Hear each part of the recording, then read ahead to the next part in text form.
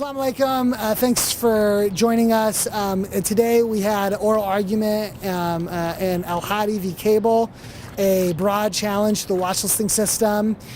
With us today is our litigation director, LENA MASRI, as well as HASSAN SHIBLY, who's a plaintiff in the case. I'm going to have Hassan explain what it means to be on the watch list. Yeah. Assalamu alaikum. Thank you so much, GADEIR and Lena, for your phenomenal work. Growing up as an American Muslim, unfortunately, I felt that I've been treated as a second-class citizen at the hands of my government since I was a teenager.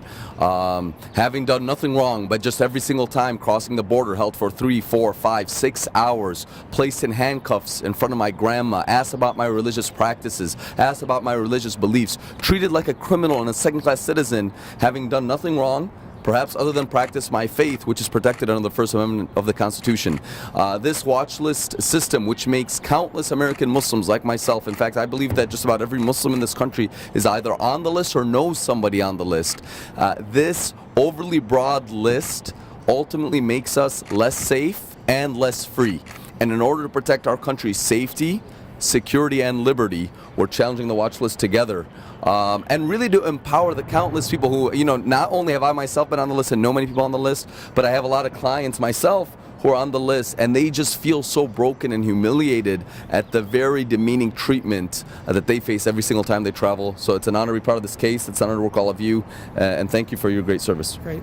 Lena? Go ahead. You got it. Assalamu alaikum. My name is LENA MASRI, CAIR National Litigation Director. The watch list is a large accountability-free program that has been 100% ineffective. Behind this lawsuit are human faces, people that have suffered at the hands of the watch list, and they're broadly representative of the thousands upon thousands of Muslims across this country that are suffering in similar ways. One of our plaintiffs had to sell everything he owned. He left the country and moved to Dubai so that he could live with his wife because her immigration petition wouldn't get processed for over 10 years. One of our plaintiffs was handcuffed 5 times at gunpoint.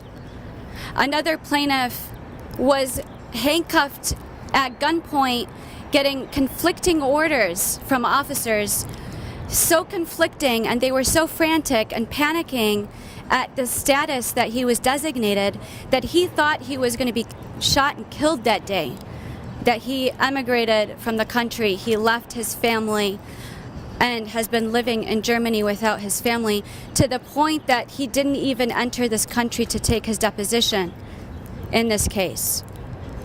Lives are being destroyed by this watch list. And I will tell you that I have given community lectures, and I always ask the Muslim community, are you or somebody that you know on the watch list? And 75% of the people will always raise their hands.